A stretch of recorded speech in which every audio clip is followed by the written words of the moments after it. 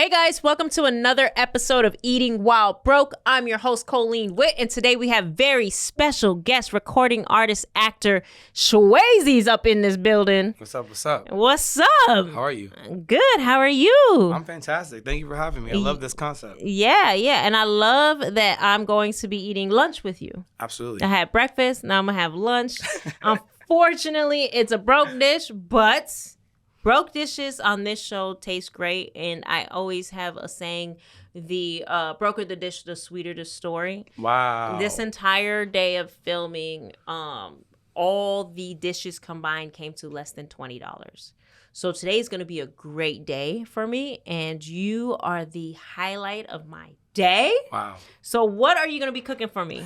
Well, I'm going to cook my favorite broke dish. It's just spaghetti and pasta, but I spice up a little ground beef on top of it. Okay. So here we go. Here we go.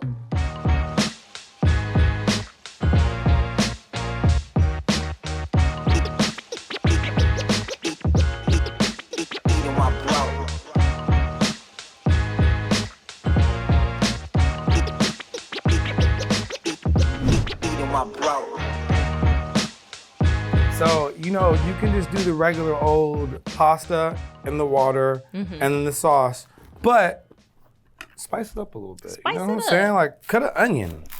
I like how you were specific about the purple onion. So he has, just so you guys know, marinara sauce. He has the beef, the garlic. He specifically asked for a purple onion. I actually don't know the difference between onions. I know one is sweet, and I don't know what the purple onion is. I'm not going to hold you. Like, I don't know all the benefits, but I just grew up knowing that this one's supposed to be a little better than the white onion. Oh, so you're like a little racist? So I'm just kind of like, you know what I mean? Little onion racist right there? I'm a foodist. Oh, you're a foodist. I believe you. I actually believe that about you. He even brought his own water, guys. You know what I'm saying? I don't know. Look, we live in a time where we have a lot of information, so I like to, do what I can. I'm not perfect. Am I perfect? No. But where I can be on point, I try. So what I'm doing is very easy. I'm spicing up my sauce a little bit, and I'm putting a little bit of onions in the sauce. Right now. Are you going to chop them, or are you going to be like chunks in there? No, I'm going to dice it. Is that the reason why you specifically asked for just the marinara sauce? Yeah. So you like it like plain so you can work it up? Exactly. So I can really judge your spaghetti right now. Well, look, this is, again, the broke me. I've evolved. I can make my own pasta sauce now. I believe you've evolved. Trust me. But the broke me, yeah. It's like, it started off with just pasta sauce and spaghetti, but I was like, this is boring. And then I was like, okay, well, I can actually put some little veggies in here. I forgot to ask for mushrooms. I'll throw some mushrooms in here, the whole thing. And the cool thing I like about this dish, this is why this is the best broke dish, ladies and gentlemen, is because it's very versatile, okay? Ground beef, some veggies chopped up. You can do a lot of things. You can make that a stir fry if you put rice under it. You could add sauce, make a spaghetti. You could turn these into meatballs and make a meatball sandwich. Okay. So this is just the base of a lot of meals. I feel like you really do cook. You know what I'm saying? Okay, we see you. Okay, well, wait, don't hype me up. Don't hype me up too much. Take us back, man. Take us back to what was going on in the time of the spaghetti. And by the way, I was thoroughly impressed how you just turned that dish into like a quadruple threat. So I know you know what you're talking about. I just think it's important for us young people and people just in general to get back into cooking for ourselves. And like, I fall victim to it all the time. Uber Eats or restaurants. I don't even do Uber Eats. Oh, so you have this show. You be eating 5 times a day. You don't need to do nothing. I love how you sit here thinking like, oh, she living off every successful person's brokenness for the rest of her life. Just 30 days a week. You think I'm eating broke dishes? I saw the schedule. You got breakfast this morning. You got lunch. You got dinner dialed in tonight. Look, she bringing leftovers home. Look. Let me tell you something. Let me tell you something about this show though. Some of the dishes on this show are really good. The last dish I ate, I'm telling you. Fire? That was fire. I'm going home and I'm making that for me and my daughter for the rest of the week. Okay. There are some dishes so good on this show that I have literally went home, ordered the dishes, and tried to recreate it. Never as good as the talent has created it. Right.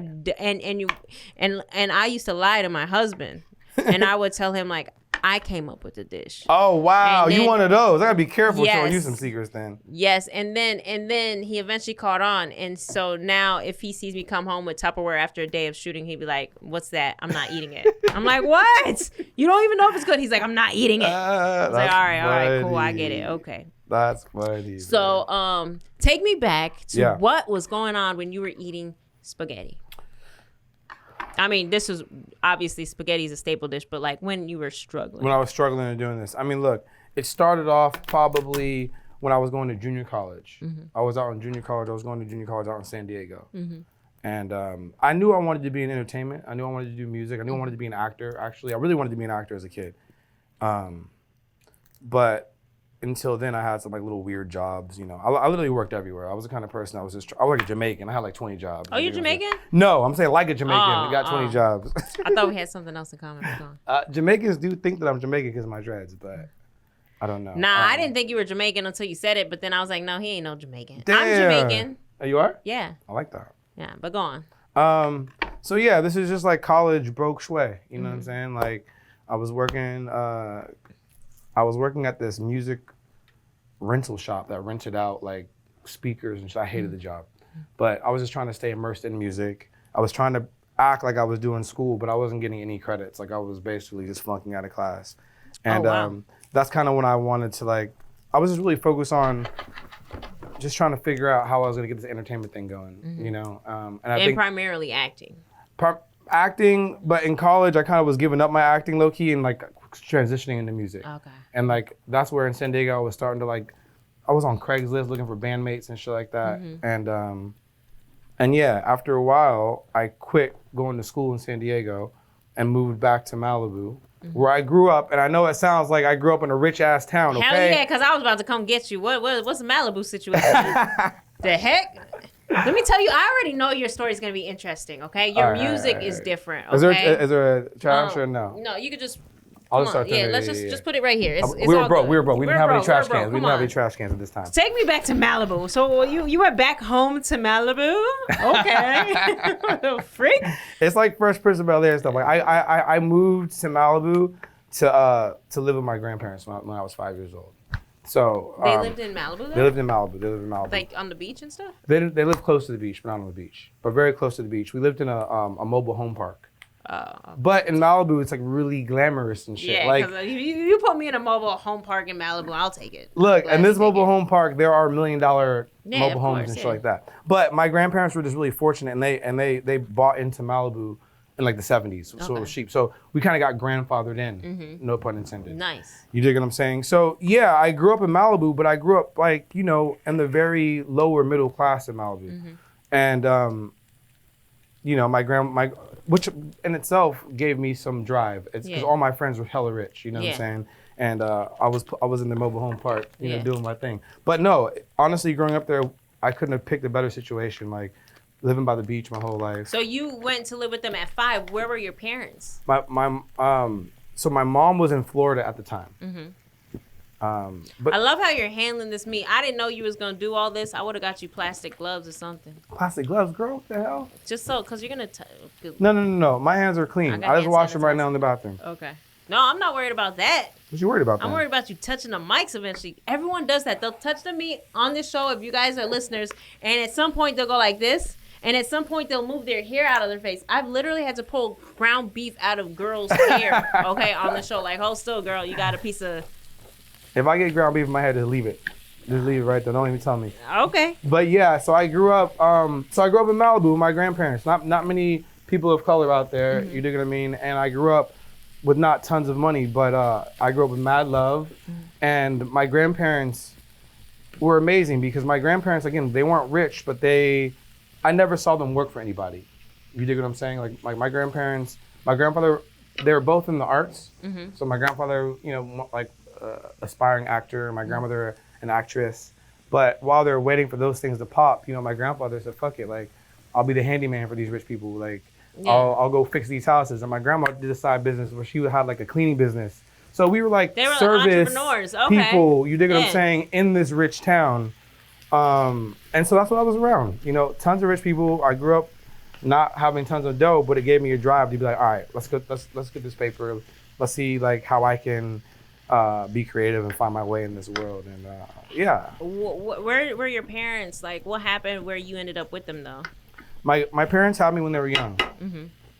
So I guess at the end of the day, they just couldn't really raise me. You know, my mom was having some drug and alcohol problems when I was living with her in Florida. And she ended up like in the hospital or something. And then one of my aunts got in touch with my grandma and sent me out to go live with my grandparents, which I thought was just going to be a temporary thing. And but when I got here, I was like, can I please stay here? Like, yeah, of course. Please, can I stay here and not go back type of situation. And you know, my grandmother was the one who championed it. My grandmother, Candace, she's amazing. She's my mother's mom. And she's the rock in the family. She's an incredible woman. I get a lot of my ambition and drive from my grandmother for sure. And my grandma said, you stay here, baby. And literally, enrolled me into kindergarten. You know, I was all messed up. I had ringworms. I was all skinny, malnourished, the whole shit, you know. And my grandma took me in, you know, and changed my life. Yeah. And my grandfather as well. You know, they both. What's beautiful about them is they were done raising kids. They were in their 50s and 60s. Their kids were all grown, and they were like chilling in their little mobile home park, living their life, doing their acting stuff. And then here I come. So thank y'all for taking a second chance and decided to have a whole nother life with me, because it really helped me out, obviously. Yeah. You know what I mean? But that's beautiful. When you add that to the Malibu part of the story. Yeah. So you went back after college. You went back to, and did you have to tell your grandparents that you were flunking out of school? They knew. It was messed up too, because I was getting all these grants, all like kind of like financial aid type shit for the books and all that, and just I would start strong.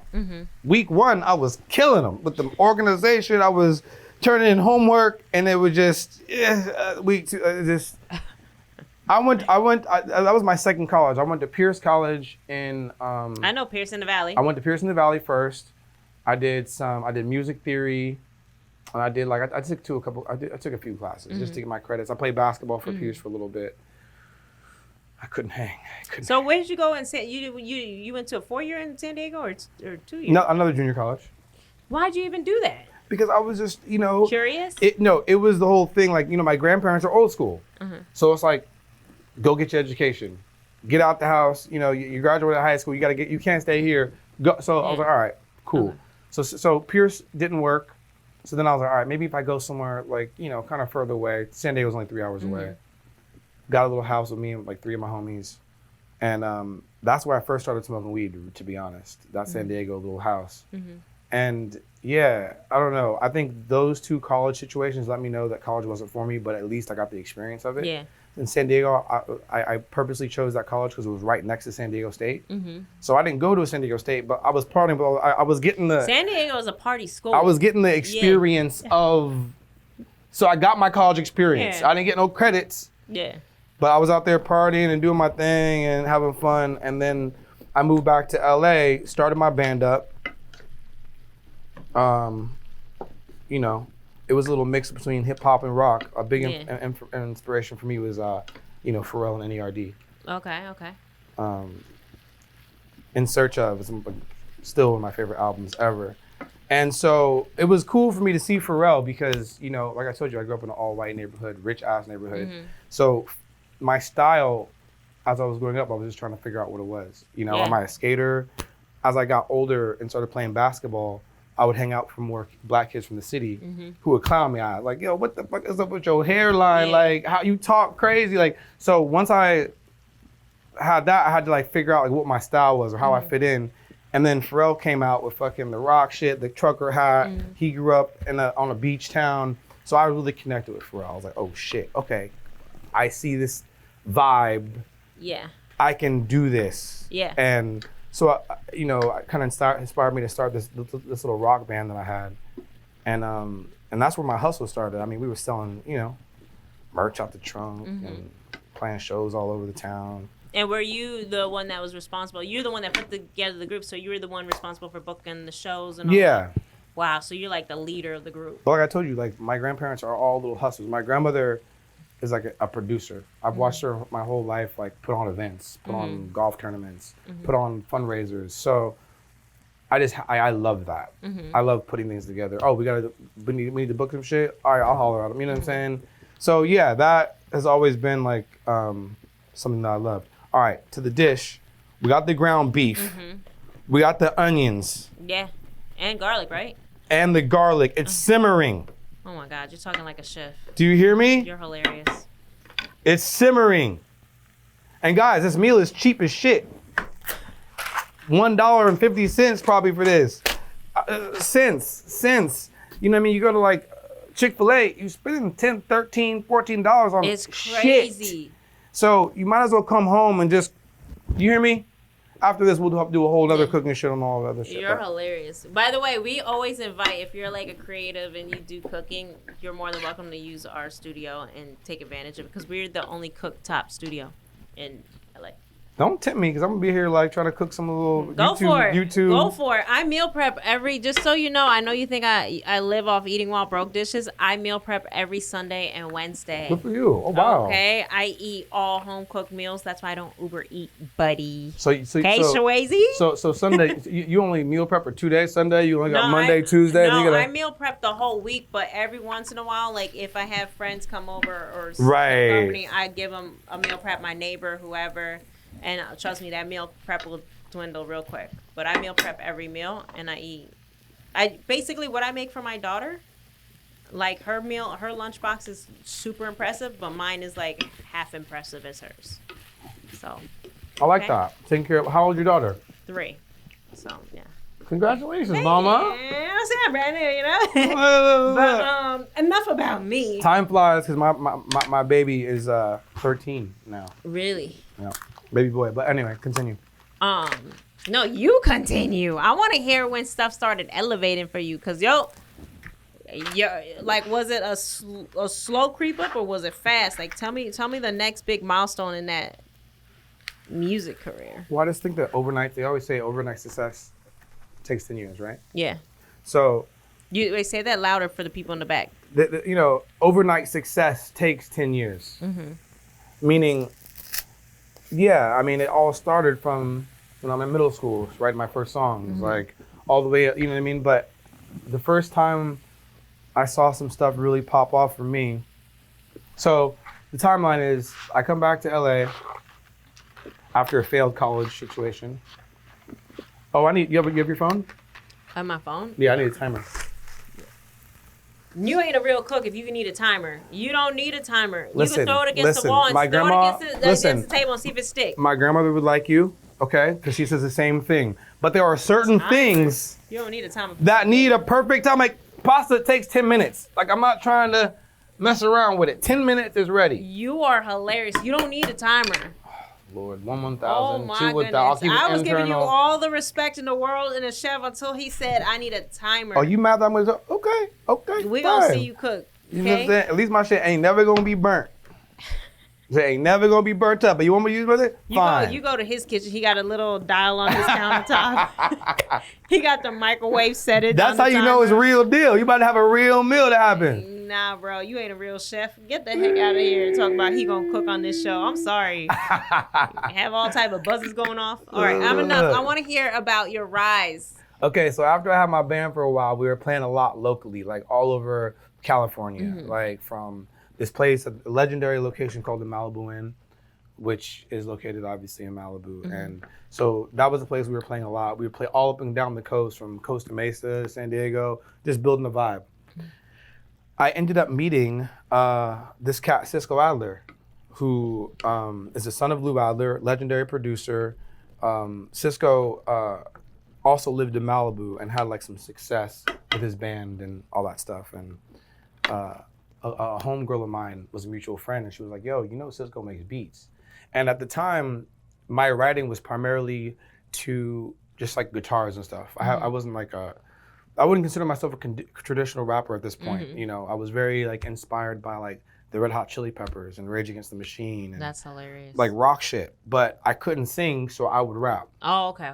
You dig what I'm saying? So I would like musically and texturally, I was into the rock stuff, but I was rapping. Yeah. So then I'm at Cisco.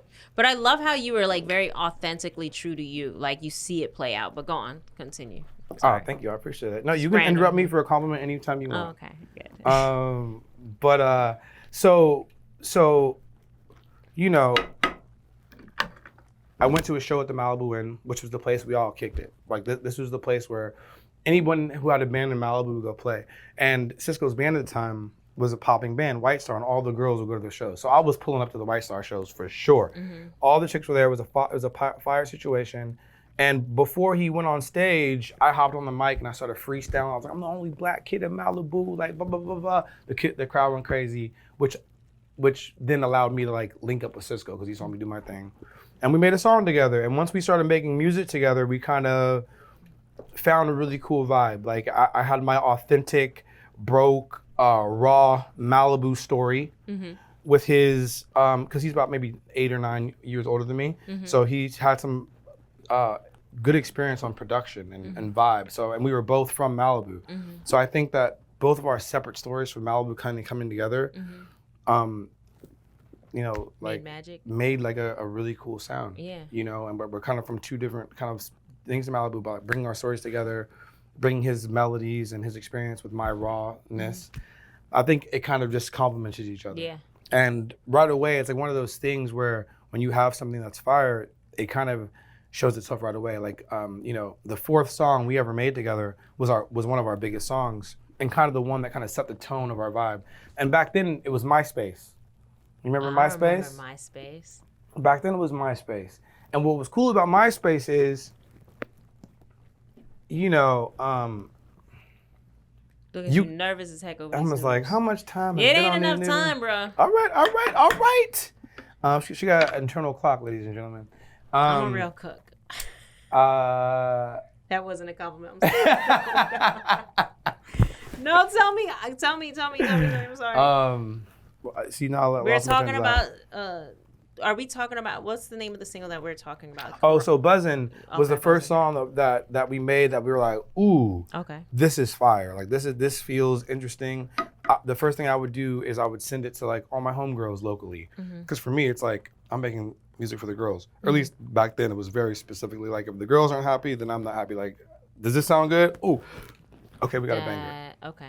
So I love the man in you. Okay. You know what I mean? I mean, what am I doing here? I like the when the guys sing too, but you know what I mean? I'm back then I was focused on that. So I would send to all the girls and right away they'd be like, oh, you know what I'm saying? Like, oh, I love this. And like they would put on the playlist and stuff like that. And back then on MySpace, you could put songs up for download. So like we would make a song, I put it up from MySpace the same night, not mix, nothing, just put it up for download. Put it up. If I got 200 downloads, I would be running around the house so excited. Like, yo, 200 motherfuckers playing my shit right now. So that's what I did for a good year with Cisco. We make a song. I didn't remember MySpace had that feature, but good to know. Yeah. As a musician. On the music pages or something? Yeah. Like that? Okay. Yeah, you can put you can put your music up and you can have your little thing in the new songs and you can have it for download. And that changed everything. Cause then I would go to every hot girl, I would go on her page and post my thing. Just like I was sitting there all day and just post it and started building. Then before I know it, I'm selling out shows and we're doing all this kind of, you know, all these like big shows like locally and stuff like that. And that's really how it happened. MySpace and just like constantly dropping songs. And then we got an opportunity to have a meeting with someone and we ended up getting a record deal. Wow. And yeah, it was cool. By that time we were already selling out. Was your first record deal good? It was good. It was good. I have to ask because I hear horror stories. You know, I lucked out. Like, you know, because again, like, the deal overall was good. The only problem with the record deal was nothing wrong with the actual deal part of it, but when they didn't, like, believe in it, they didn't push it anymore. You dig what I mean? Like, the first single they pushed, second single they kind of pushed, and then they never pushed anything else. So it's like you're under the kind of control of their motivation. If they're hyped on you, if they're fucking gung-ho and they have the whole engine behind you, then life is beautiful. But did you, when they didn't push, did you find the motivation to push harder, or did they was there limitations? We spent our own money, got our own independent radio team once the major label radio wasn't like getting behind it, but it just didn't hit the same. And you know, who knows? Maybe the single wasn't as good, or who knows what the reason is, but you just feel the energy shift. Like if they're not really on you, like when we first came, they were on us. You know, we had the show on MTV, we had all this shit. Boom, we're popping. So then I think we were still putting out great music. I just think that, the attention wasn't there for us. So we were able to get out of the deal after the second album. Okay. And been independent ever since. Wow. Okay. Yeah. Okay. So. Don't hate on me. I'm trying this shit right now. It's ready. So you didn't even tell me. Do you want to know something I like about how you did that? You look like a real cook when you did that. You look like a real cook. You didn't throw. You could have been like, I'm gonna put it on the table and see if it sticks. I'm gonna try that shit.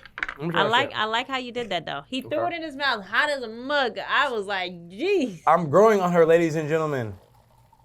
As he burns the whole table trying to pour this. Careful, careful. Put that right there. By the way, you didn't notice this, but you touched your beard. And there's beef in there? No, there's no beef in there. But I was thinking. I was like, why is it people do this on the show? Everyone has to touch their hair. Look, now I'm official with the. You know, you feeling yourself. Okay. So when you guys went independent, what kind of what kind of pivotal moments did you hit? Independent was cool because, like, you know, it took me back to like when I was a kid in Malibu selling the shit out of my trunk. Like I liked being a part of every single bit. Once I got on the record label side, you know, there's a million people working for you. So you kind of like back up and there's people doing all this kind of shit and like, Shwayze, I'm approving shit. Yeah, cool. But like not so much hands in the fucking dirt. But how was the recouping on that? Like on the first album or the first couple? Yeah. Was it stressful because they're spending all this money, but you kind of have a say, but you kind of don't, and then you have to pay for it all? No, luckily we did have a say on all that stuff. And okay. I had like the, you know, experience of all these other people who've been signed before me and having all these horror stories that we were kind of coming into it hip. Like we didn't go crazy on the advance and we didn't go crazy on all that shit. Oh, okay. You know what I mean? But independent, you do feel the money quicker. I mean, look, there's pros and cons. When you're independent, you get all your money. You know what I'm saying? But they might be able to market you a little better. But at the same time, you just gotta look closely at the contract because everything comes back and you gotta recoup it before you get your money. Do you think that your deal was really good because you had built a loyal fan base and they knew no matter what they were going to get majority of their money back? That, and I'm not going to hold you. Like my partner at the time, Cisco, like his dad is a G in the industry. So I did get the benefit of like having some of their experience and like their protection a bit going into the deal. Okay. You know what I mean? Okay. But yeah, I think that even still with all that, you know, they lost interest low key. And I think that, you know, our second album, when I go play that live, it's some people's favorite album, you know. But, you know, they lost energy on that. But it was blessing in disguise because it's like I was able to go and do this independent thing. This is pretty much done. And it smells done. It smells so good. It smells good? It smells really good. No, she acting surprised. You know what I'm saying? I told you, girl. You know what sucks is that like I'm gonna risk eating this beef because it smells good. I'm gonna take a little bit, but I'm technically not allowed to eat beef. Oh, you can eat a little bit. It's grass fed too. It's grass fed. I can't digest beef. Okay, guys. So I never eat it on the show. Well, tell your husband I'm sorry in advance. Well, it's actually my future ex-husband. Ooh. I thought you was flirting with me a little bit. I felt a little so. What were you saying? This is too much fun over here, bro. This is too much fun. By the way, Shwayze travels with a dog, and it was just sidebar, just to give you guys a full like background of how he is.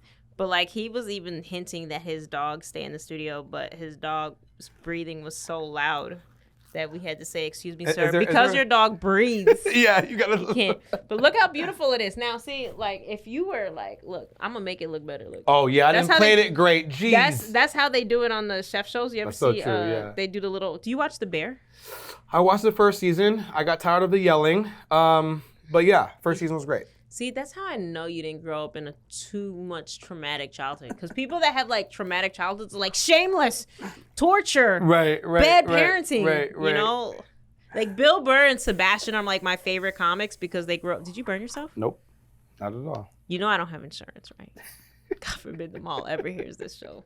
Nope, I never heard nothing. No, look, great show. I'm kidding. Great job, great show. 3 seasons of Yelling is a Lot. 1 was perfect. Yeah, that's what I'm saying there. But yes, I will admit the second, the whatever season this is of the beer, I'm not really.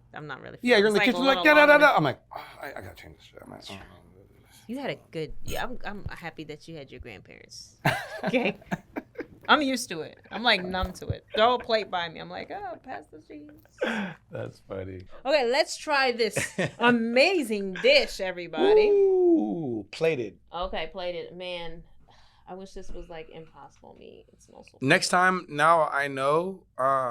This is how you know I respect and care about you and wanted That you you on actually the gonna show. try. Wow. This is how you know that I wanted you on the show. Because I didn't object. I said, fuck it.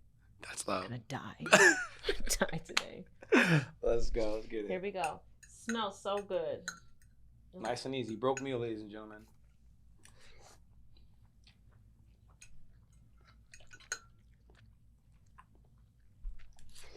Not only did you do that, but the whole irony is you did a phenomenal job on the spaghetti. Like you boiled it without a timer. Are you impressed with that? I'm happy. You had an internal clock because you naturally went in there without a reminder. Right. I was like, oh, there it is. It was actually the most properly boiled spaghetti in the history of this show because people always overcook the wrong. Because you don't want it too soft. You know what I mean? Like then it's a whole different thing. It's, the Italians like it al dente, so even like low key hard. But let me just tell you something. You did a great job with the spaghetti with no timer. Thank you. We need to hang out where you just let your little internal clock. Now, do you trust yourself more now after this? If we hang out and I actually cook for you, I'm gonna shove it over you. I cook. Oh, for real? We ain't broke no more, baby. Hey, you see me sit up? Oh, you stay still in Malibu? I'm a WeHo now. WeHo. I know. I switched. Just so you know, I'm from New York. And when I first moved to LA, I don't think I enjoyed the beach nearly as much as I do now. I'm a beach person, okay? I come like a homeless person. If you saw me at the beach, you're like, what are you moving there? I'm like, I got my tent, I got my speaker, I got my chairs, my umbrella, my cooler, I got like the mats.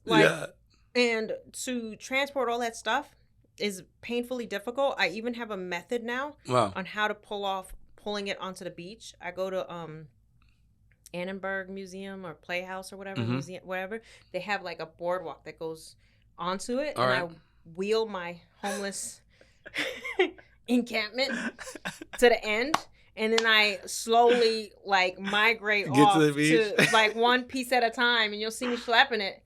There we go. You know what I'm saying? But once you're there, you got everything you need.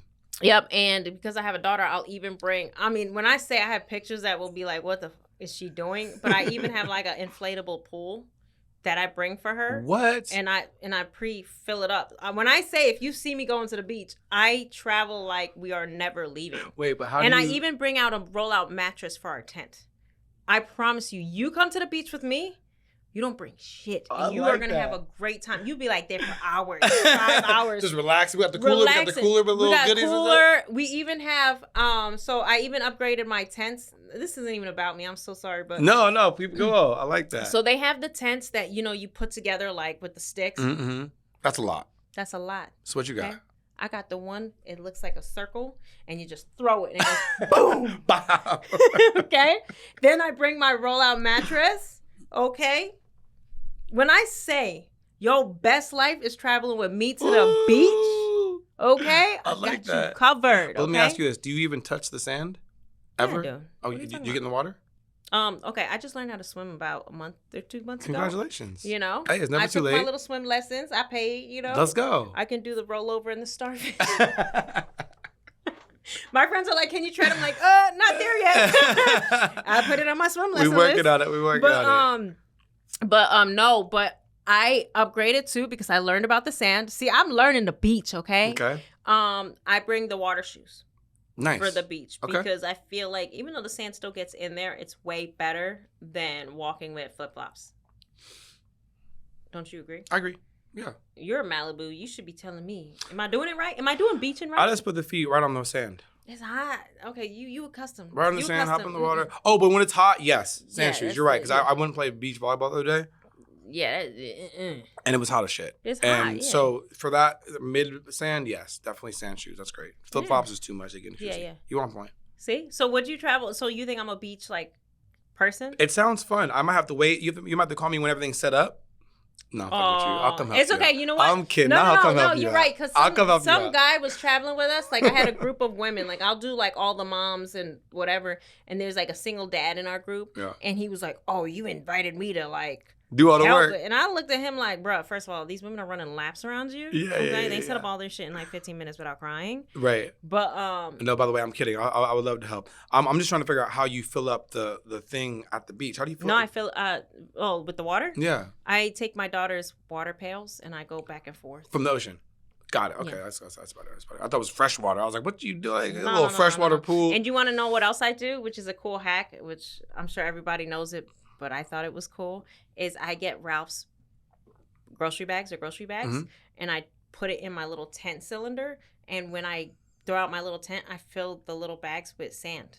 Ooh. And so, like, my tent doesn't blow away. The first thing I do is you'll see me shoveling the sand in my bag, and I throw it in the tent. You be like, what is she doing? And I'm like, aha. Hey, you be working. You're over there with the steaks. I'm over here with my bags. She be getting to the beach like at 7 a.m. prepping the whole thing. No, I love it. I'm telling you right now, okay? You could laugh, but I promise you pull up to me, it's great. That's funny. It's great. I I can't love wait. the beach now, but enough about the beach hacks of the Well, we only century. have 2 more minutes, so that was good. No, we No, don't. okay, No, don't play it, don't play it. don't do that to me. I didn't even get to your whole story. So after you going independent, Mhm. okay, Mm-hmm. and you've experienced all this success, is there pressure on you, like internally or like even financially? Do you feel like there's a huge amount of pressure, or were you managing your money really good?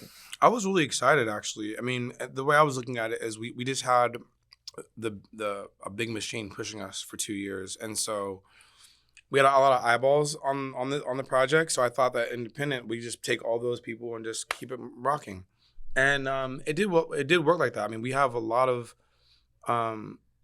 that first album back. I did one album with Cisco. I did one more album with him, and then we broke up. Mm-hmm. But that next album, I think, did great. We did like a massive national tour. Yeah, no, it was all positive. I think that there was just a little, there was a time after that third album where I was like, all right, you know, what do I want to do musically? Like, what are my goals personally? You know, one thing about being in a group is you always have to think about another person. Mm-hmm. And It's like being in a relationship, right? it's like being in a relationship. I have to ask though, why'd y'all break up? Honestly, it was just, we were together all the time. I mean, imagine, like, it was before we got signed. You know, I was in there making music all day. I think it was just time to try something new, low key. Like, we made 3 albums, made probably like, I don't know, 100 songs. Mm-hmm. And we were butting heads in some weird little ways. And yeah, I just think at that point, I was like, all right, I kind of want to work with different people. Mm-hmm. And that kind of didn't rub the right way with Mhm. everyone. And so it was at a time where I had to be like, all right, like, let me break away from this completely. Are you guys still cool? Yeah, Okay. we're cool. You know, my man has a beautiful family, Mhm. great son. He's a great kid. His son and my son are friends. Mhm. When we see each other, it's all love. Mhm. I've actually never even spoken about this in a way like that. So, but Good, yeah. because I'm sure everybody wants to know, to be honest. Yeah, no, literally, people always say, like, was there something like, and honestly, not. There wasn't like anything. Of sure, like just like any relationship, there's It's like arguments. growing pains. Yeah, there's Like- arguments and disagreements and this and that, and more or less, I think we're both alphas, Mhm. you know, and Oh yeah, those are butt heads. we're real both quick, yeah. alphas, and I was kind of getting stuck in a place where I was only rapping the verses, you know, which is fine.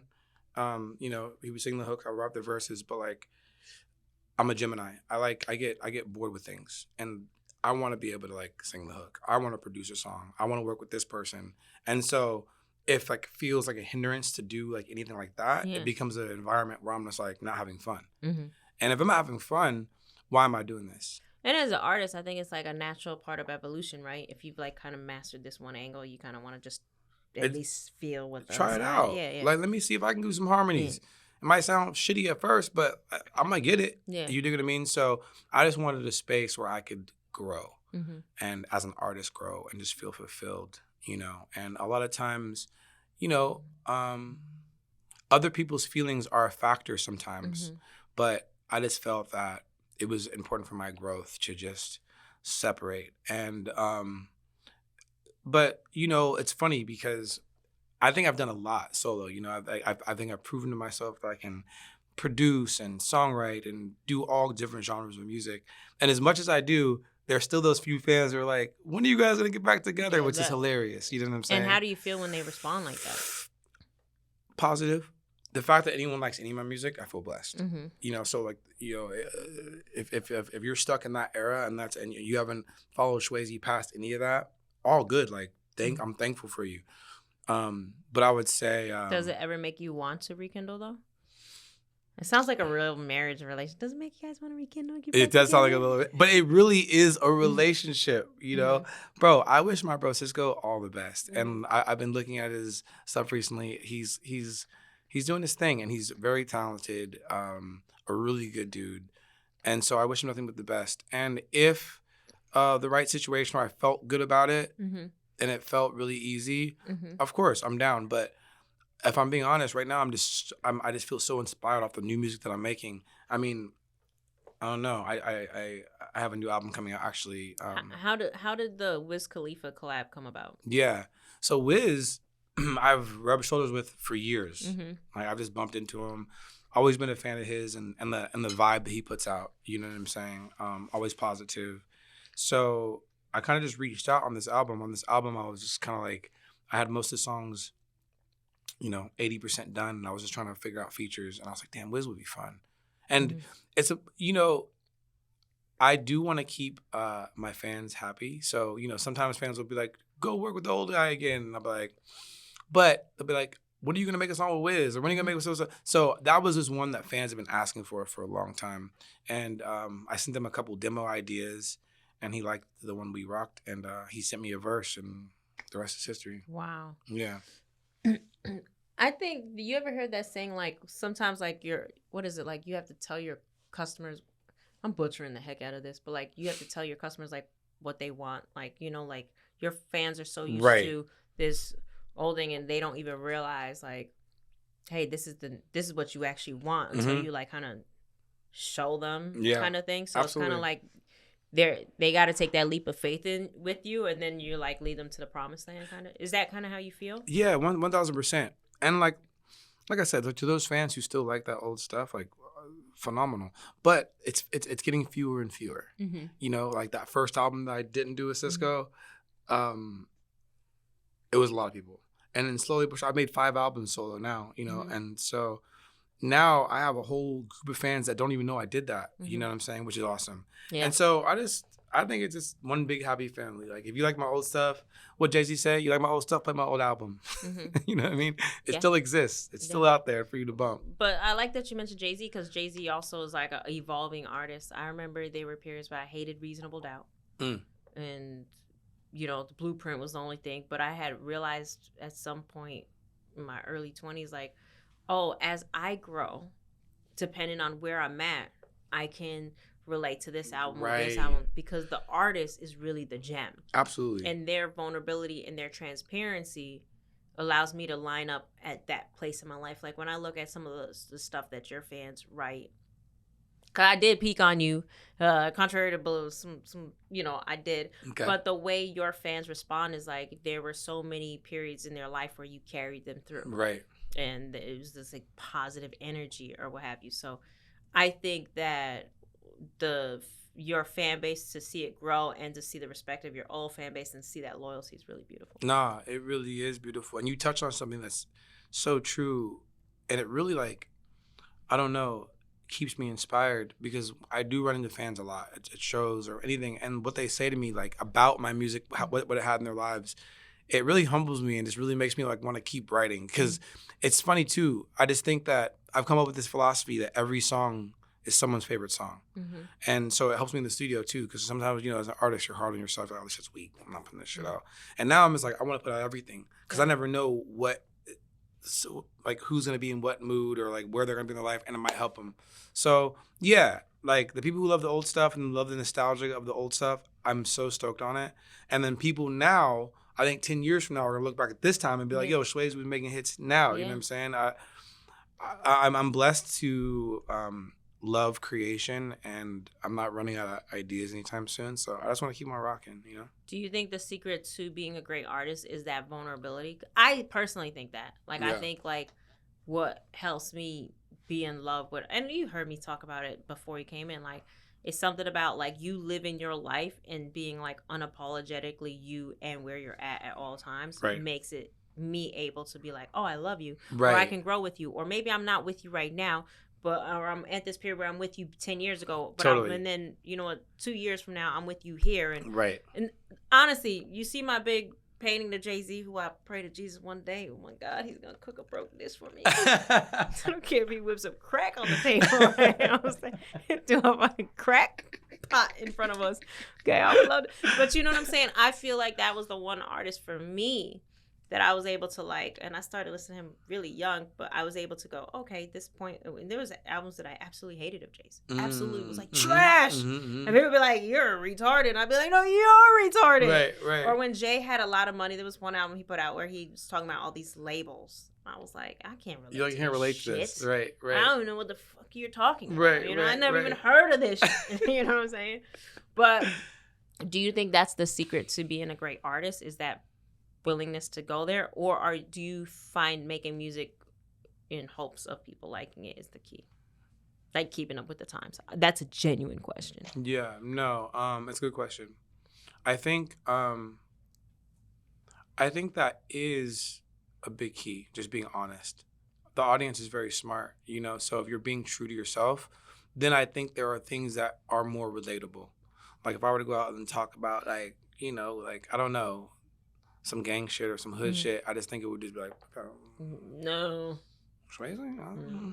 But if I'm talking about the beach or I'm hanging out with some chicks or like barbecue, they're like, all right, that sounds authentic to him. And when I'm in that mood, I can relate to that. So I think being true to yourself is more relatable. I think that's why, that's why some people like my records at one point and they don't, because maybe they can't relate to where I'm at. I mean, you said it really well. It's like, us artists are humans, so we're going to grow. And as we grow, we're going to report how we feel and what we're feeling. So you might not be in the same exact mindset that your favorite artist is in when he puts out an album. But give him time. You know what I'm saying? Like, play it like in a year when you're sad or some shit. Or when you break up with your man or like, or when you're on the beach. In my case, on the beach. On the beach. But I think it's also like when you have a favorite artist and they're talented. Like, okay, I rocked with you for one. I know you're talented. Right. It's like respecting that. Okay, I know that I'm going to like it either eventually, like I said, the life cycle or what have you. I love fans like that too, because I over the years, like, I see who my fans are. Like, of course there's some that I don't see, but the people who've been consistent, like been hitting me up, like, some of them, ride with me no matter what, bro. I got a new single. Yeah, I got that new shit. And I'm like, thank you. You know what I'm saying? Like, it makes you do feel good because you do have those artists or those fans who are fans of the person. Yeah. They get to the point, and I think that does happen through vulnerability. And I'm even trying to get better at that with my social media and stuff like that. And that's why I'm here doing this kind of stuff. It's like, the more people know you, the more they can invest in the person. Yeah. And, I think that is a key ingredient. No pun intended. Yeah. That was good. Now, I feel like being a mixed person, I have a little bit of a race. I was called race issues, interracial issues. You being Black and being with your background and putting out the music you do you ever feel pressure or hear slack from the Black community? It's a really good question. It's a real honest question. It's painful. It's hard to ask it. No. Really good question. The answer is no. But I don't get any slack from it. Only love. But I was so insecure about it at first. My first album, I was like, oh, the Black community's gonna hate this shit, bro. I'm just like this kid talking about this beat shit. Like, I'm not like a rapper. Like, that's like when Eminem. That's when like Wayne was killing it, and like Drake just came out, and I'm like, what are they gonna think about? But they this? had the Pharrell era that kind of helped soften the Pharrell era.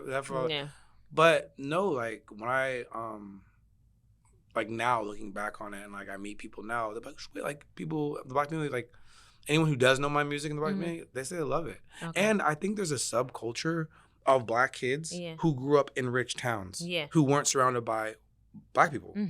And like a lot of those kids come to me. They'll be like, yo, Shwayze, I grew up in a white town too. I fucking love you, dude. Like you, like, I like, we were, and I'm like, fuck yeah. You know what I'm saying? But then I that's what goes back to living your truth. You live your truth, exactly. But I was very nervous about myself coming out initially on the black community side. I wasn't sure like if it was gonna be accepted, it was gonna be loved. But it's kind of cool to hear you say that you were thinking about it, because absolutely. Yeah, because it's, yeah. Well, even when you watch the videos and you see all the white girls, you be like, yeah. Oh, of course. I get that. And trust me, I get it. When Jay-Z puts out videos and there's too many white girls or he fucking shoots water at all the black girls, I get a little mixed feelings. Come on, man. No, I was a little sensitive too because, I mean, like, I've always had to kind of, like, you know, growing up in Malibu, you know, my experience mostly with the black community, like my own community, is when I was like playing sports, because like that's when I would separate and I'm like, okay, because I was pretty good at basketball, I was pretty good at shit, so I would, you know, I was playing varsity and, you know, going into 9th grade, so those damn, you were good. So those city kids that were on the team in Malibu, because we did have a little black section in Malibu. Oh, but they was clowning your boy, like, but they were in a good way, like they were like, you know, I had never got a lineup before.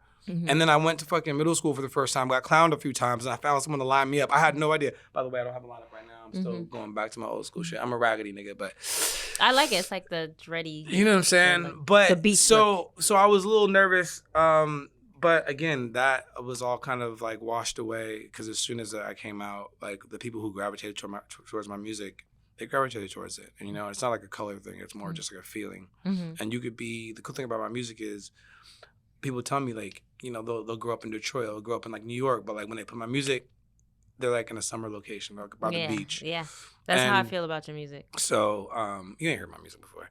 So, yeah, that's pretty much. You can't say that, okay? You just can't get away with saying that shit. Sorry, no, hard fail there. Not true. All right, go on. Sorry. But yeah. So that was a great question, but I was nervous. But I've gotten pretty much nothing but love. I mean, yeah. I mean, some people hate, but some people hate no matter what color they are. Like my music isn't for everyone, and I'm okay with that. Yeah, because you're an artist. You're a natural artist. Now, at any point in your career, did you ever think about quitting and doing something different? Well, I mean, yeah. I mean, when my son was born, I was like, I remember he was just a baby, and I left. He wasn't walking. I came back from tour, this long national, and he was walking. So I was missing things. And so I kind of changed the way I toured. For a while, I changed everything. Like, you know, I was no longer doing long tours, just doing spot dates so I could be home. And at that time, I was thinking like, like, I don't know. Maybe I could do something else. But I love doing this. I love making music. I love entertaining. And I love creating. And I love the response I get from people after, like, even a meal. It's like, it's a different type of art, but still I get to make something. I get to create it. I get to see the reaction of someone.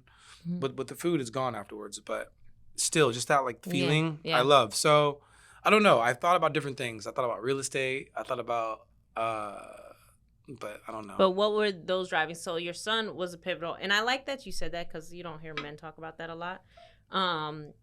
Your son was an interesting pivotal point. What are some of the other things that make you think about other options? Like, what are the triggers? Just other loves, like music for me. I'm by no means as good as I can be. Like, I don't think that I've perfected music by any way, shape, or form. I'm still learning every time I try to write something. But like when I'm on a movie set, it's just something so new, and I feel like I was a kid again when I first was writing. So things like that, like other interests, like if I were able to book a show or like book like a couple movies and stuff like that, I would put music on the back burner for sure. Okay. And then do you deal with imposter syndrome at all? No. Okay. Just curious. That was it. That's it. That's all my grilling. All right. I feel like I understand you. I really like you. I like you too. Thank you. Like I told you, this is a beautiful platform. When I got the email and I did some research and saw some of your things, I was like, this is so cool. Yeah, it's different. You were like, I'm gonna whip up the best spaghetti. No, I wish that I could do, but it broke me, and I was like, let me dumb it down. So we did this, but even still now, as a quick thing, like the stir fry, I still make. But anyway, thank you. So when I'm lazy, I do the Trader Joe's hack. And which is? Have you been to Trader Joe's? I shop at Trader Joe's constantly, but I'm gonna tell you, be careful. Tell me what you're gonna say. No, tell me. Nope. Tell me. Tell me what the hack is first. Let's see, because I might not have to. I'm not trying to mansplain something if I don't even need to. The thing about Trader Joe's is like it's good, it's affordable, but it's basically microwavable dinners with some some options for fresh fruit, which their fresh fruit isn't really, to me, the best fresh fruit. But that's what I was gonna say. So like on a lazy week, like say I've cooked too many, like because I'll do meal prep, like it's like almost like the same food for the whole week. Right. I buy it and you want to taste the palate. You want to try something else. Yeah. So like right now, I've been doing. I don't meal prep with chicken breasts because I think they're dry, and I like chicken thighs, even though it's more work or whatever. Yeah. And why is it more work? Because I always trim the fat off of it, and I love the tenderness. But the skin or the actual? Do you get it skinless and you trim the fat off? Yeah. Wow. Why? How do you do it? No wrong way. I just eat that fat. Oh yeah, you sound like a Jamaican, but you ain't Jamaican. There's good My stuff in there. mama was here. She'd be like, "Suck up that fat." In Jamaica, we eat all the bone marrow. There's like, good stuff in there. Only in LA, you pay for bone marrow. Growing up, my mama would be like, "Suck the bone marrow." Yeah. And my girl, we go to a restaurant. She's like, "Order the bone marrow." I'm like, "Fuck out of here." That's what we ate when we were broke. Bitch, I ain't paying $200 to suck this fat out. We fucking crazy. Fuck. That's funny. I could imagine. Could you imagine like growing up and that's what you ate when you was poor and you go to a restaurant all his money on it? My girl was sitting there like she wasn't Jamaican, scooping out the bone marrow. I was like, bitch, I'm not spending $100 to scoop this shit out. Expensive ass restaurants too. My mom used to beat me to eat that shit. No, but the bagged microwave food, it's all good. Just watch out for the seed oils. The what? Because those microwavable or heated up meals you're talking about, just be careful with the seed oils. That's all I would say. The what? Seed oils. What's that? Canola oil, sunflower oil, anything that like any kind of oils like that. Any seed oils. You mean on the back of the label? Yeah, like you look in it and it'll be like canola oil or sunflower why? oil. What happens? Well, canola, like these oils, well, I thought I had one right here, but they were first for cars, like Ford, back the Ford homie. They were using them for like engines, and like they ended up finding out you could put it in food to preserve it. So it's really bad. Do your research on it. Oh, I was gonna say I didn't like it because I was scared it had a lot of sodium in it. Oh yeah, that too. All that shit, all that pre-made stuff. Just make it yourself. You already know. But I do. I'll go through weeks where I'm like, oh, I made the same shit. I know. Because I usually just eat chicken, fish. Mm-hmm. Chicken, fish. Yeah, I know. I'm an oxtail. That's a lot. I'm a beef girl, Ooh, but I broke the up. oxtail's fire. Let me tell you, I make some good oxtail. I make amazing short rib. You don't make oxtail? Let me tell you something. My short rib, you know what I'm saying? Woo. Stop playing with me. Okay, anyways. Stop playing with me. Yes, I can do all of the above. It's so funny because my mom's coming to town and she was asking me, do I have a pressure cooker? Do I own a pressure cooker? Did I not come out of you? Right. Of course I own a pressure cooker. Funny. I have the Wolfgang Puck pressure cooker. Shout outs to him. It's probably one of the best pressure cookers out. I'm not gonna lie, I've never used a pressure cooker. Don't hate on me. I know I hear hate coming from your brain. I don't even know what it does. Okay, so when you eat really tender beef, oxtail, short rib, it's pressure cooker. You can't cook that shit. And I mean, I don't even know how you cook it. Bro? Like slow? No, pressure cooker is like, what, it takes 6-7 hours? Pressure cooker is like 3 or 2. Oh, wow. Yeah, it changes the game. And it can fall off the Comes bone? out tender. Wow. You really don't know about a pressure cooker? Never used one. It's okay. I just learned about a rice cooker. And let me tell you something. I live and die by that thing. Okay? I got the little $20 one from Target. Really? Yeah. Okay. Look, we are going off topic. Anyways. I love it. We still recording? They're like, what the heck happened to the show? the staff's gone and shit. They ain't even here anymore. The other guys are sitting there like, what? Hopefully got some weed for my ass. Yeah, we got weed for me too. We're going to take edibles before the next shoot. slip some to sativa and what'd you say? Indica. Yeah. Dogs be high as a kite. But no, shout out to Shwayze. Thank you so much for blessing us with your time and your presence and your energy. I love talking food with you, believe it or not. Likewise. Likewise. You know, if you're not on the rice cooker, well, you probably have a rice cooker. No, I don't do that. You know what I get? I get the. Don't do it. Are you talking about the little microwavable ones? From Trader. They look healthy though. You look at the ingredients. Talking about the rice? Yeah, the rice and the frozen little bag. It's plastic. It's surrounded by plastic. I know you ain't talking about oil that goes in. Oh my God. My God. Is it plastic? You need to hang out with a girl where she has like all the accessories in the kitchen. You know when you walk in and there's like all these devices.